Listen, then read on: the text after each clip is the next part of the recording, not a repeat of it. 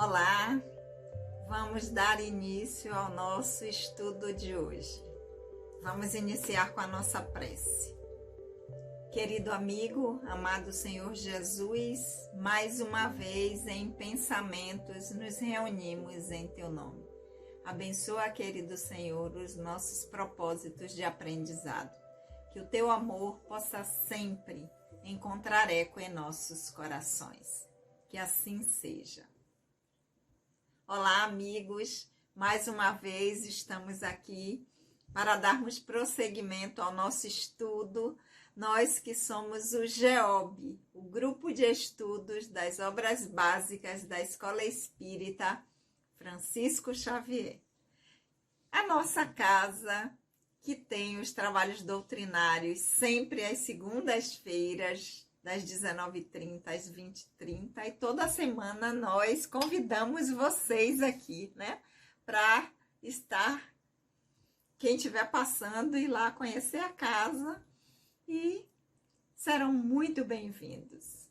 Então, segunda-feira, sempre 19h30 às 20h30, e quarta-feira, aqui nesse formato, de forma presencial também, o nosso grupo de estudos se reúne para darmos prosseguimento aos nossos estudos do Livro dos Espíritos, que é o livro que no momento nós estamos estudando, porque nós somos o grupo de estudos das obras básicas.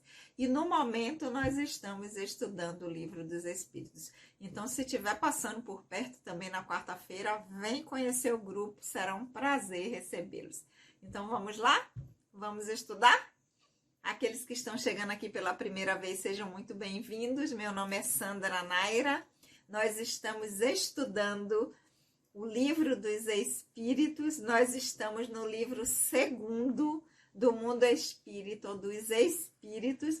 Estamos no capítulo 6º da Vida Espírita e iniciamos o item Relações Simpáticas e Antipáticas dos Espíritos, Metades Eternas. E nós já chegamos até a pergunta número 294 desse item. E hoje vamos prosseguir com a 295, ver o que é que Kardec perguntou aos espíritos sobre essas relações simpáticas e antipáticas. Então vamos lá? Pergunta número 295. Após a morte, qual o sentimento daqueles a quem fizemos mal neste mundo? Kardec quer saber. Quando retornamos à dimensão espiritual, depois, né, de deixarmos esse personagem, deixarmos esse corpo físico que está servindo ao nosso aprendizado, qual é o sentimento que nós temos por aquelas pessoas em que nós fizemos algum tipo de mal, que nós prejudicamos? Quando chega lá, qual é o sentimento daqueles a quem fizemos mal? Como é que está essa pessoa? Como ela se sente em relação a mim, né? Porque qual é o sentimento daqueles a quem fizemos mal neste mundo? Quando a gente se encontra lá, como é que tá? Como é que ficam as coisas? Vamos ver a resposta dos espíritos. Se são bons, perdoam segundo o seu arrependimento demonstrado. Se são maus, podem conservar ressentimentos e algumas vezes persegui-los até em outra existência. Deus pode permiti-lo como castigo, né? Essa é a resposta dos espíritos. Então, assim, se nós estamos aqui, prejudicamos alguém, fazemos mal a alguém, né? Agimos de forma inadequada com outra pessoa, com outro espírito igual a nós. Chegando no plano espiritual, como esse espírito, o que é que ele sente por nós? Como é que ele vai se relacionar com a gente? É isso que Kardec quer saber. E os espíritos dizem, se são espíritos bons já, eles vão nos perdoar, principalmente se nós demonstrarmos arrependimento de termos feito aquilo, percebermos, entendermos o equívoco que cometemos, que fizemos isso por ignorarmos o que é melhor para nós e para o outro e agimos de forma inadequada com o outro e nos arrependemos. E em função desse arrependimento, aquele que já conquistou muito mais do que eu, que já está numa situação melhor que eu, que já está numa condição de bom espírito, eles perdoam e entendem que nós fizemos isso, que cometemos esse ato contra ele, por ainda estarmos ignorantes naquele momento que cometemos o ato.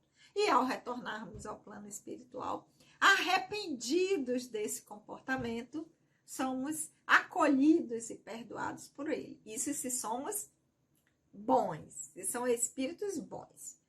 Se não, são espíritos equivocados, ainda ignorantes, também igual a nós, né? Que cometemos o mal, se cometemos o mal contra o outro, estamos em iguais condições. Também somos espíritos ignorantes. O mal aqui é ignorantes, ainda precisando trabalhar habilidades, porque ainda não tem a habilidade de conseguir se relacionar com o outro sem prejudicar o outro, sem respeitar o outro, sem respeitar o outro como ele é. E prejudica o outro. Então, dois espíritos ignorantes, tanto eu que fiz, quanto o outro, que sofreu, mas permanece nesse mesmo lugar, com ressentimento e querendo me perseguir. E dizer, ó, até quando você voltar, eu vou atrás. Eu vou atrás e vou, mesmo na próxima. Você tá aqui agora, né? Mas se você retornar, eu vou continuar te perseguindo. Então, espíritos maus, na verdade, os espíritos quiseram dizer espíritos ignorantes. Espíritos que ainda têm essa habilidade para ser integrada, habilidade de respeitar o outro, de poder conviver com o outro de uma forma diferente, de uma forma construtiva, de uma forma que os dois caminhem e cresçam juntos. Ou seja, não tem essa habilidade. Qual é a inabilidade presente de se relacionar com o outro, de respeitar com o outro? Então, eu preciso transformar essa inabilidade. Eu preciso retornar para endireitar em mim isso, para consertar, transformar em mim essa inabilidade que eu tenho ainda de querer fazer mal a alguém, a um espírito que é meu irmão, porque somos todos filhos do divino, do Criador. Então, temos a mesma origem. Então, somos irmãos nesse aprendizado. E eu, equivocadamente, por ter essa inabilidade, provoco o mal ao outro. E aí, quando ele diz, Deus permite que isso possa acontecer, que esse outro espírito, que essa outra pessoa venha até numa outra existência, até com esse movimento para me prejudicar, mas não como um castigo, mas como um aprendizado. Não é castigo de Deus, mas é um aprendizado, é a linguagem que é utilizada pelos espíritos, mas na nossa interpretação, que é como nós entendemos a linguagem que foi trazida aqui em 1857, é como um aprendizado, para que eu possa transformar essa inabilidade que eu tenho de não saber conviver com o outro, de prejudicar, de causar um mal a alguém. Então, o divino, o Criador, permite que nós venhamos juntos e que esse outro até venha atentar contra mim, para que eu aprenda pela experiência a fazer diferente e transforme essa inabilidade. E juntos nós possamos crescer com isso. Então, permite que esse tipo de experiência possa acontecer, porque passa a ser uma predisposição minha, porque fui eu que provoquei, para que através desse aprendizado e nessa nova vivência com o outro, eu transforme essa inabilidade minha de saber conviver com o outro, de querer prejudicá-lo. Então, essa Foi a pergunta número 295. E, prosseguindo, nós vamos à pergunta número 296. Ah, esqueci de falar para vocês aqui, né? Que a tradução que eu leio, que eu sempre lembro toda semana, a tradução que eu leio para vocês aqui é a de Sandra Kepler, com a introdução de Hermínio de Miranda, que eu amo, sempre falo também. E vocês de casa acompanham a leitura com a tradução que vocês tiverem do Livro dos Espíritos, ok? Pergunta 296. Os afetos individuais dos espíritos são suscetíveis de alteração? Os afetos individuais dos espíritos são suscetíveis de alteração? Aquilo que eu sinto por determinadas pessoas, que eu sinto por um amigo, que eu sinto por alguém que foi meu filho, que eu sinto por alguém que foi meu pai, alguém que foi minha mãe, amigo, ou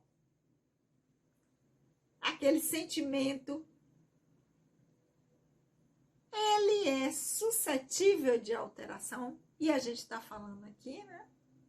Kardec está querendo saber quando a gente chega na dimensão espiritual, que é da vida espírita, e a gente está tratando nesse momento o item relações simpáticas e antipáticas dos espíritos. Então ele quer saber, quando a gente retorna, esses afetos que a gente tem por pessoas, por esses espíritos, eles podem sofrer alguma alteração? Quando chegar lá na dimensão espiritual, eu vou estar sentindo a mesma coisa? Vamos entender. Vamos à resposta dos espíritos primeiro. Entender depois. Vamos primeiro ler a resposta. Não. Porque não podem se enganar. Não tem mais a máscara na qual se ocultam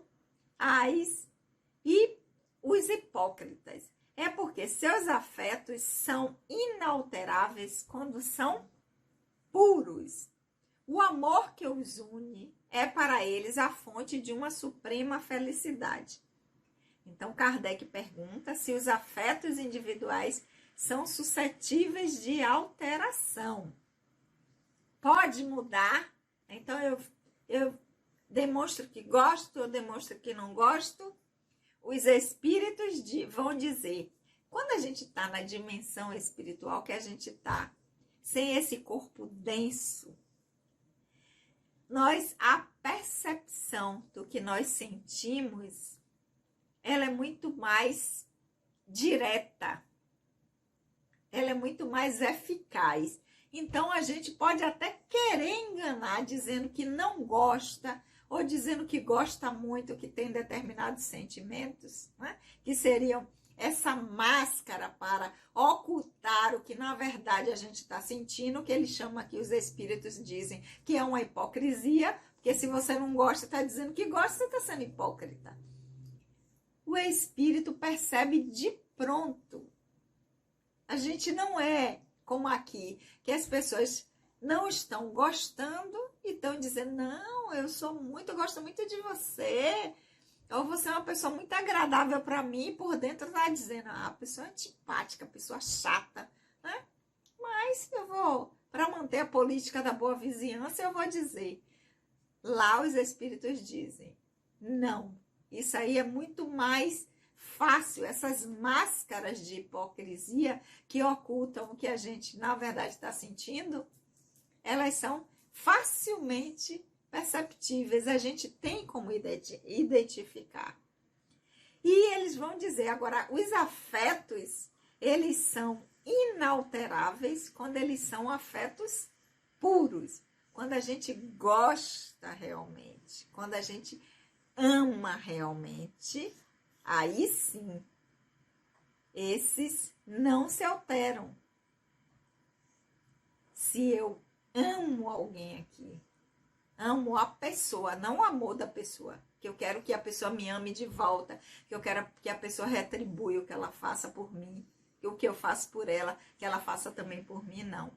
Não é amar o amor da pessoa, mas amar a pessoa quando chega na dimensão espiritual, esse amor que nos une, ele não se modifica. a gente chega lá e identifica, isso é uma fonte de felicidade. A gente vê a pessoa e automaticamente a gente sente aquilo do nosso coração para ela. E quando isso é recíproco, a gente é capaz de sentir e identificar de pronto, na mesma hora. E isso é uma felicidade, porque a gente vai entender que esse afeto é um amor, é um sentimento puro que une os espíritos. Então, esses afetos, eles só vão se alterar ou querer serem mascarados quando eles não são puros, quando eles não são afetos verdadeiros. Quando eles são, não. Principalmente quando é o amor que une. Porque o amor é a fonte inesgotável do Criador que une todas as criaturas. E como diz um queridíssimo amigo, mestre, o amor é a força propulsora do universo. Então é um laço que une e que a identificação é imediata, direta. A gente sente, a gente é envolvido, a gente é contagiado. E isso não se altera. A gente chega lá sentindo esse mesmo sentimento, esse mesmo laço forte. E isso nos dá uma felicidade infinita de poder reencontrar, de poder estar junto com aquela pessoa que a gente tem esse sentimento que nos une, que nos deixa conectados o tempo todo, independente da dimensão em que nós estejamos. Quando éramos encarnados, quando retornamos. Ou quando um está numa dimensão e o outro está na outra. Ainda assim, que um esteja encarnado e o outro desencarnado, quando esse sentimento é verdadeiro, quando é o amor que une esses seres, independente de estarem em dimensões diferentes, esse amor, ele é presente, esse amor, ele é sentido, esse amor, ele é manifesto e faz com que a gente nunca se sinta longe daqueles que a gente ama, porque aqueles que estão unidos pelos laços do amor jamais se separam, mesmo que estejam em planos diferentes, em dimensões diferentes, porque esse sentimento, ele conecta a gente onde quer que a gente esteja. E quando a gente se reencontra, é uma eterna felicidade. É uma alegria muito grande, é um prazer da gente dizer, poxa, que bom, né? Que bom que a gente conseguiu estar junto de novo. Que bom que... E o quanto eu sentia esse sentimento em meu coração. E que agora eu posso, né, estar com você de novo e sentir de novo esse laço que nos une. Esse amor que faz com que nós possamos caminhar juntos. Ok, meus amores? Maravilha essas duas perguntas, né? Desculpe. Número 295 e 296 do item Relações Simpáticas e Antipáticas dos Espíritos e Metades Eternas. E na semana que vem, na quarta-feira, às 19 horas, nós teremos de novo o nosso encontro aqui, onde nós daremos prosseguimento à pergunta número 297. Aguardo vocês. Enquanto isso, fiquemos com as reflexões da pergunta número 295 e 296 essa semana, né? Para que possa nos auxiliar nesse nosso aprendizado atual. E na próxima quarta, às 19 horas, eu aguardo vocês aqui ou na nossa casa. a Escola Espírita Francisco Xavier. E quem estiver passando pela segunda-feira também, às 19h30, aproveita e vai ver a doutrinária. Vamos orar? Querido amigo, amado Senhor Jesus, nós te agradecemos por esses momentos de reflexão e aprendizado. Que o teu amor, querido Senhor, possa sempre encontrar eco em nossos corações. Hoje eu vou mandar um beijo para um casal que eu estou com muita saudade deles. Miguel e Cristina. Beijinho, saudade de vocês. E claro, um beijo no coração de todos e até a semana que vem.